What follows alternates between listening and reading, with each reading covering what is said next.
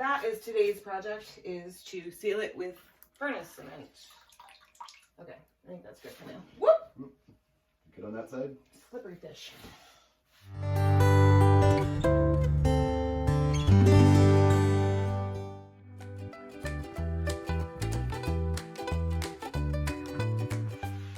There's still a lot of grit and stuff on it. Oh yeah, it's still pretty dirty. So the other day we took all the rust off and cleaned it up the best we could. And now I'm just going to wipe it down to get all of the particles and the dust off of it, and we are going to seal it with furnace cement.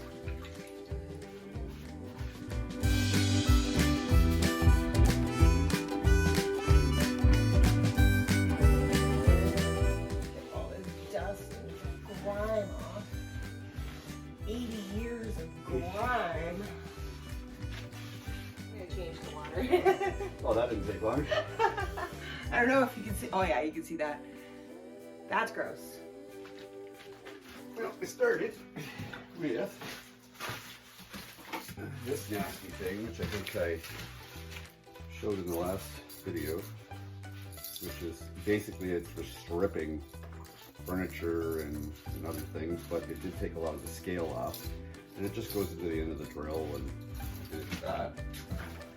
And then from there, I used a kind of a wire wheel on the drill, and that worked pretty good. And for those hard to reach places, I just used a straight up wire brush. We broke the Dremel, or the Dremel pieces. Yeah, Dremel didn't fare so well on cast iron. So there's a little tip for you. Dremels and cast iron are not friends. No. So we have the high heat silicone, and we have the high temp stove and furnace cement. So we have lots of gooey things that are going to help to seal up the fireplace. Mostly for you don't want any smoke, carbon monoxide, all that kind of fun stuff coming out of it. So I want to seal this as much as possible. Also makes it more efficient, keeps the heat where it's supposed to be. And we don't want to die. And we don't want to die. So one of the things about the furnace cement is that you have to use heat to cure it. So we're gonna have a fun little outdoor bonfire later this week with weenies. You should make that with roasted marshmallows from the bonfire. Maybe that's not a good idea. Yeah, maybe not till it's cured. Yeah. Tastes like cement. Okay, so we have washed the entire thing. Took a ridiculous amount of grime off of it. So now it's ready to, we're just gonna let it dry for a little bit, and then we're gonna put the cement, the furnace cement in. We might have to do more than one coat so it's not too thick.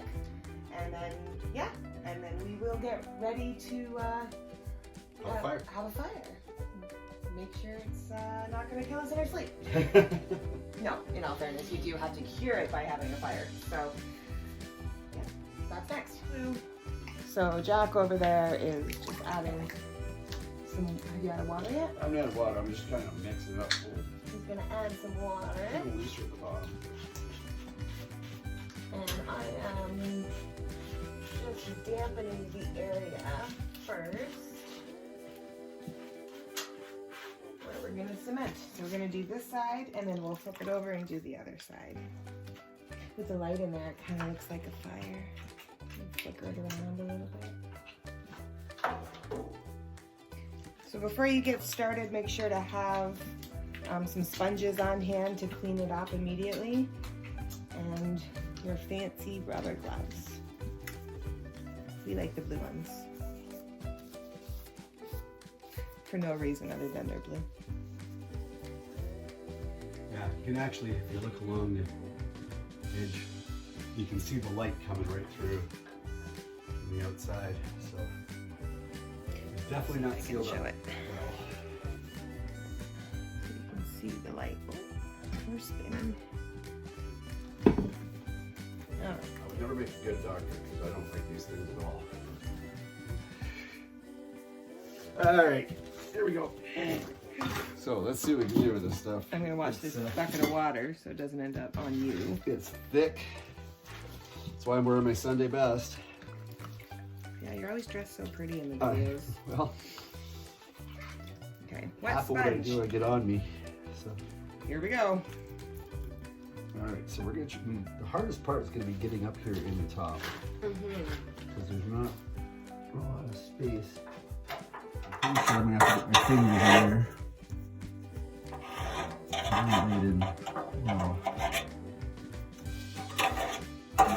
Chunky. It's also why we're doing it on the inside. Yeah, you don't want it to be ugly. Still, it's a pretty still if you want to keep it pretty.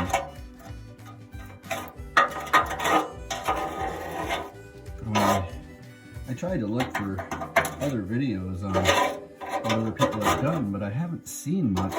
Not too many people that have gone this far with it.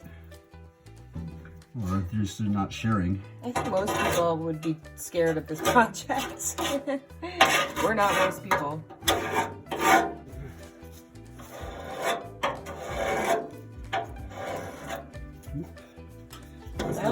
We need sponge. Sponge. Get it. So make sure to get any of the cement off immediately so that you don't have problems in the future.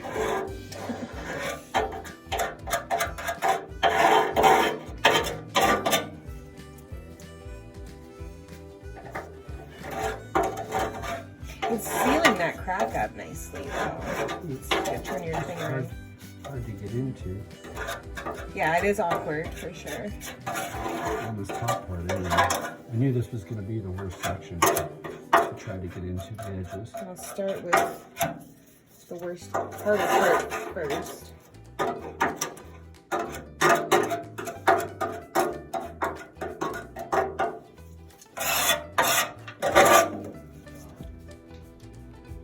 Like I said, if I run this bead of silicone around the outside edge, that's going to seal it right up.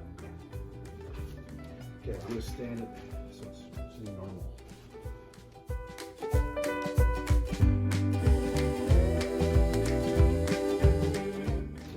So the other thing I got to do is I got to get under this crack. Top.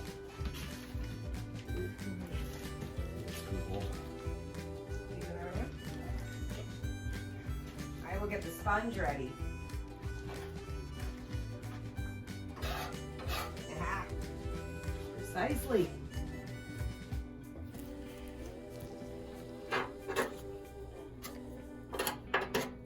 It's hard to get in that little crevice. To get it just right on the.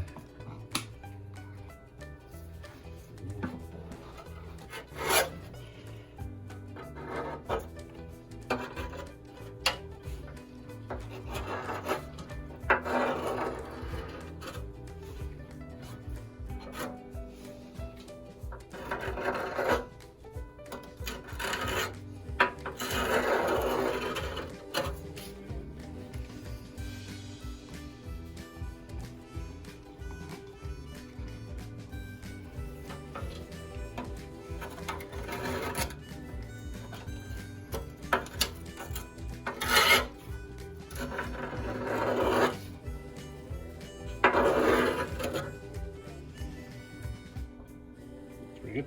Looks pretty good. My lines are so much prettier than yours. Jack's line, Morgan's line.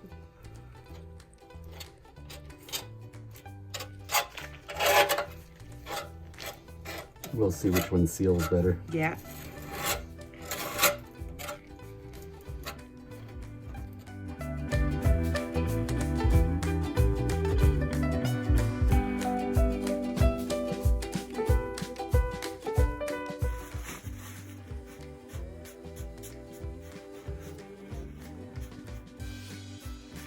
Try and flatten that out a little bit. I'm trying. It just keeps rubbing it out when I do it. Girl's touch. All right. It might be easier to let a layer harden and then try to do it on top. The second coat. Because it's just going to keep doing that. You're just pulling it right back out again. Yeah. It's like, that's close. Close. Not perfect.